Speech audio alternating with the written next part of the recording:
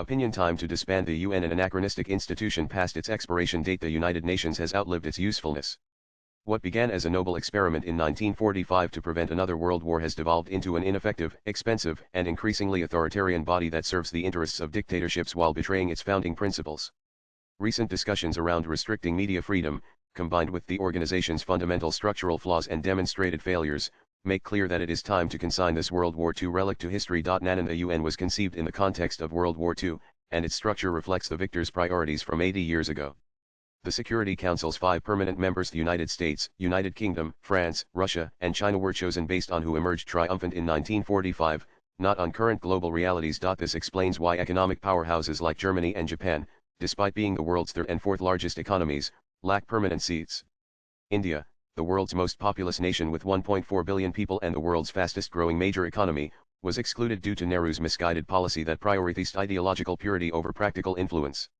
Rather than continuing to lobby for inclusion in this fundamentally flawed and exclusionary system, India and other nations must recognize that the Security Council's design itself is irredeemably broken and the entire structure needs to be dismantled. The world has changed dramatically since 1945, but the UN's power structure remains locked in a bygone era when colonial empires still existed and nuclear weapons were in their infancy. And the General Assembly's one country, one vote system represents perhaps the most democratically perverse arrangement in international relations.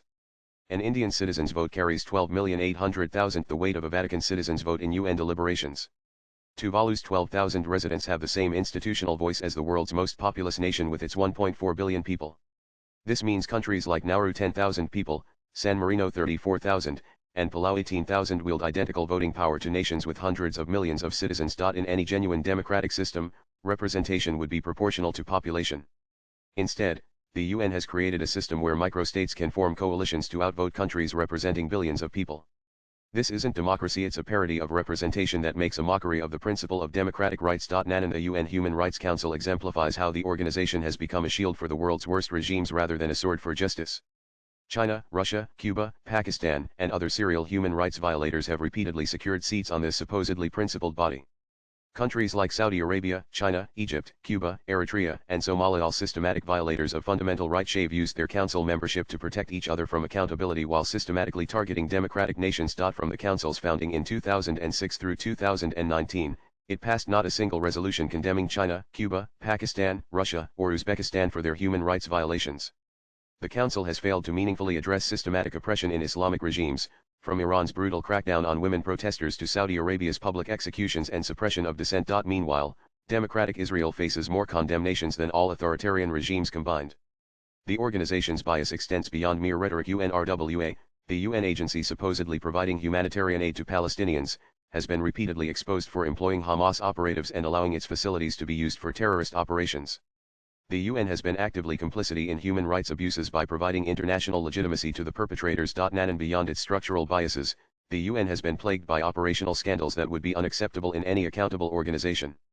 UN peacekeepers, supposedly deployed to protect civilians, have committed widespread sexual abuse in the Democratic Republic of Congo, Haiti, and Central African Republic, with hundreds of documented cases involving minors. The organization's immunity provisions have created a culture of impunity where UN officials and peacekeepers escape prosecution for serious crimes. When scandals emerge, the typical response is internal investigation followed by quiet transfers rather than meaningful accountability. The Rwanda genocide stands as perhaps the most damning indictment. UN peacekeepers had advance warning of the planned massacres but were ordered not to intervene, leading to 800,000 deaths while blue helmets stood by as witnesses rather than protectors. And the UN's incompetence has only accelerated in recent years. During the COVID-19 pandemic, the World Health Organization's deference to China's misinformation campaign cost countless lives by delaying global response and parroting Beijing's false claims about human-to-human transmission. When the Taliban seized Afghanistan in 2021, the UN proved utterly powerless to protect women's rights or influence the regime's medieval policies, despite decades of involvement in the country. The organization's response to Myanmar's military coup has been equally feckless. Despite overwhelming evidence of genocide against the Rohingya and systematic oppression following the 2021 coup, the UN has managed little more than strongly worded statements while the military junta consolidates power and commits atrocities with impunity.